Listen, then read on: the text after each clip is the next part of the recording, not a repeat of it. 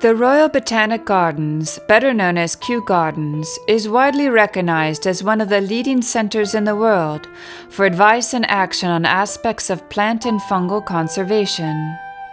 Visitors to Kew can explore its many greenhouses, landscapes, and 250 years of history at the world's most famous garden. Kew Gardens has undertaken many conservation programs on a wide range of endangered and threatened plants and their habitats.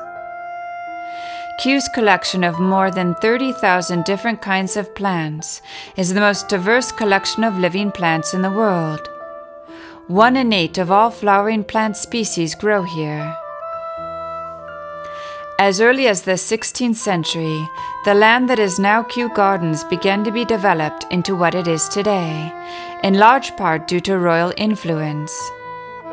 Existing buildings, lost monuments and follies, gardens and landscapes new and old, botanic collections and Kew's places of work, all are part of Kew's heritage, as are the people who inspired, designed, or built them. On July 3, 2003, Kew Royal Botanic Gardens was officially inscribed on the list of World Heritage Sites by UNESCO.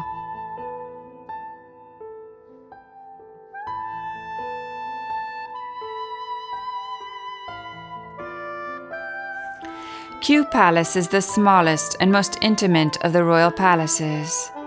Built in 1631, it is constructed of red brick laid in a style known as Flemish bond, consisting of bricks arranged with sides and ends alternating.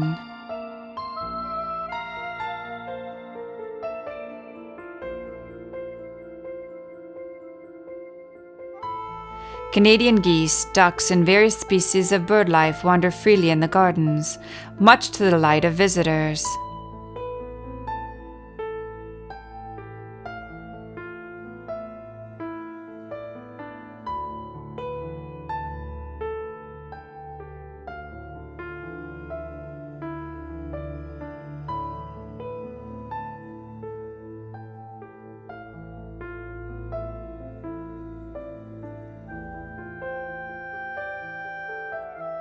A visit to the gardens is a unique experience, combining close contact with plant and bird life, the shade and serenity provided by the secluded gardens together with the stunning simplicity of the architectural structures.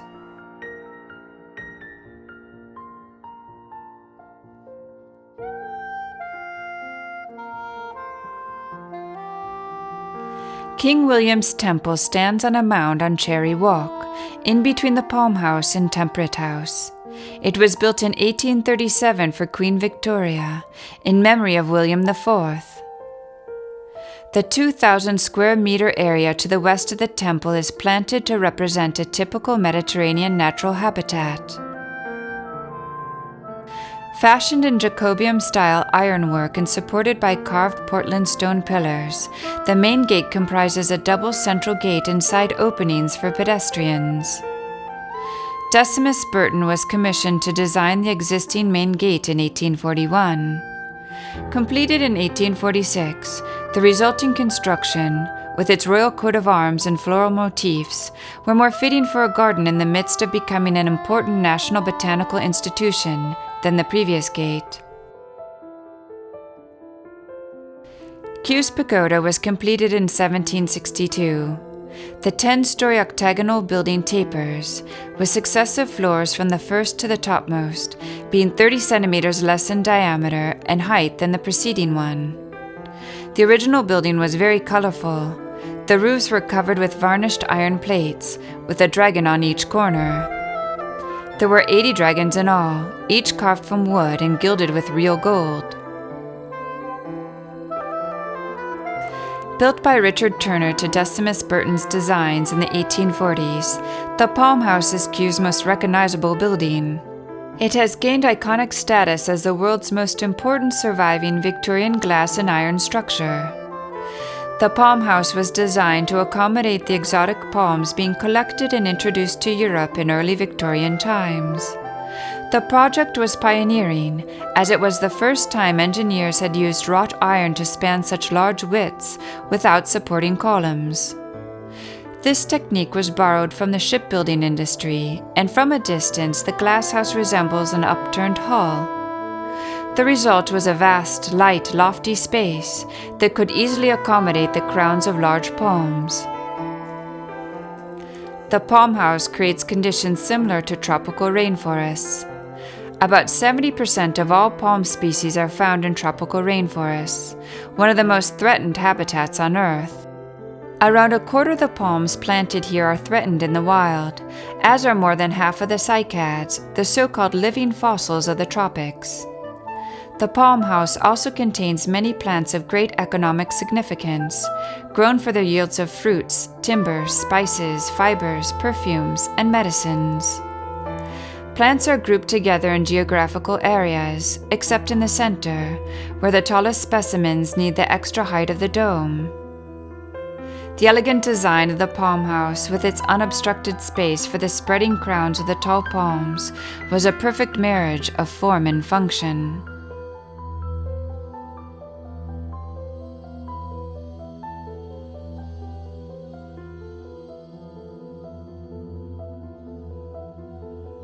The area surrounding the palm house forms the heart of the 1850s Nesfield and Burton landscape.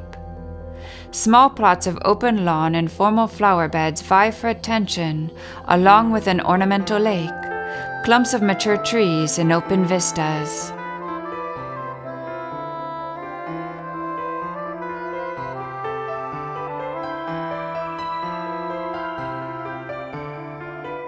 The Royal Botanic Gardens of Kew form a historic landscape garden, whose elements illustrate significant periods of the art of gardens from the 18th to the 20th century. Since their creation, the gardens have made a significant and uninterrupted contribution to the study of plant diversity and botanic economics.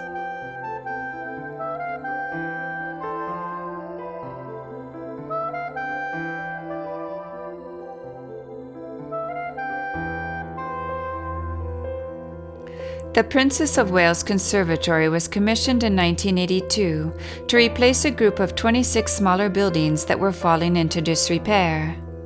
It was named after Princess Augusta, the founder of Kew, and was opened in 1987 by Diana, then Princess of Wales. Its technology enables the recreation of 10 different environments, covering all the climatic conditions found in the tropics, from arid desert to the most humid rainforest. This most complex of Kew's public glasshouses has 10 climatic zones, all computer-controlled under one roof. The two main climate zones, the dry tropics and wet tropics, occupy most of this conservatory. There are 8 more different microclimates in the conservatory, each created for the special needs of a particular plant group. All plants are shown as naturalistically as possible, with ferns clinging to dripping rock faces and climbers on columns. The decision to build the rock garden was hastened in 1882 by a donation of some 3,000 alpine plants, one of the largest collections in the country at the time. William Thistleton Dyer, wanting to avoid creating something uncouth and obtrusive, opted to design a 150-meter valley akin to a Pyrenean mountain habitat.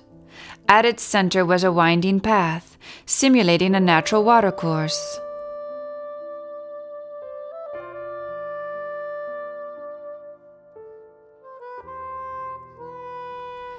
In 1870, a rose walk was created flanking the herbaceous ground. Kew installed its first rose pergola in 1901, between the rock garden and herbaceous ground. Kew Gardens are also notable for the incredible wealth of their collections.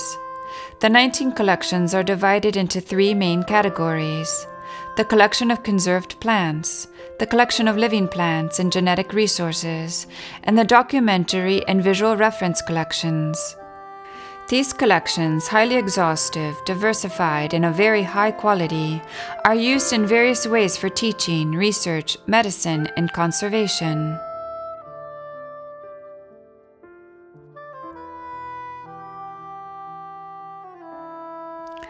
The Temple of Aeolus, which can be accessed via a bark path, is now the focal point of the woodland garden, which emulates a natural woodland.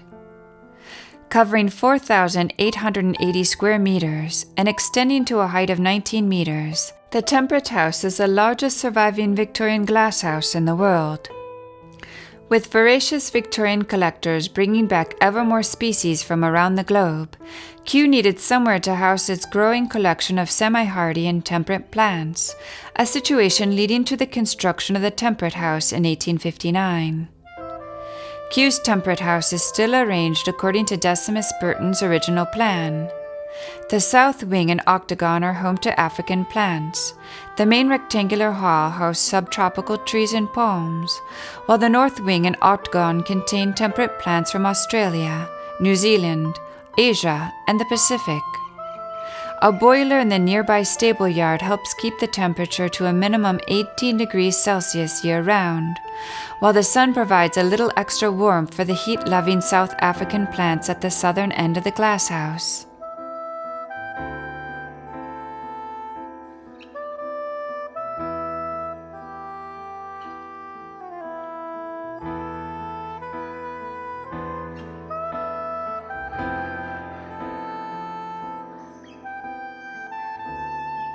The authenticity of Kew Gardens is indisputable.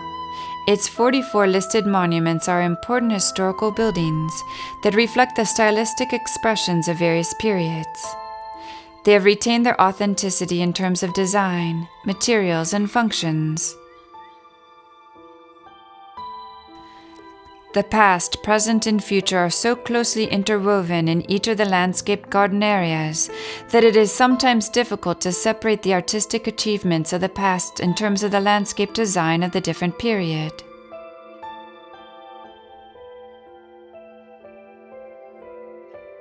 The small, elegant glasshouse called Waterlily House is another one of Kew's classic listed buildings.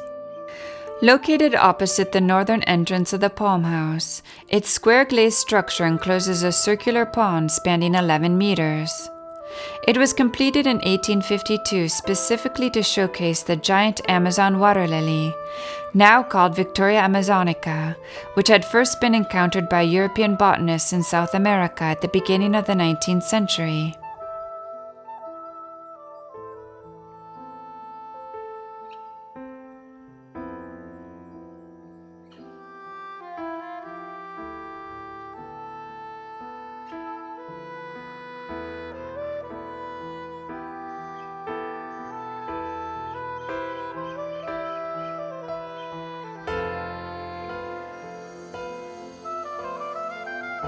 The importance of Kew today is thanks to a succession of avid collectors, visionary scientists, inspired landscape architects, and dedicated gardeners who, over the centuries, created and developed the gardens and the collections they contain.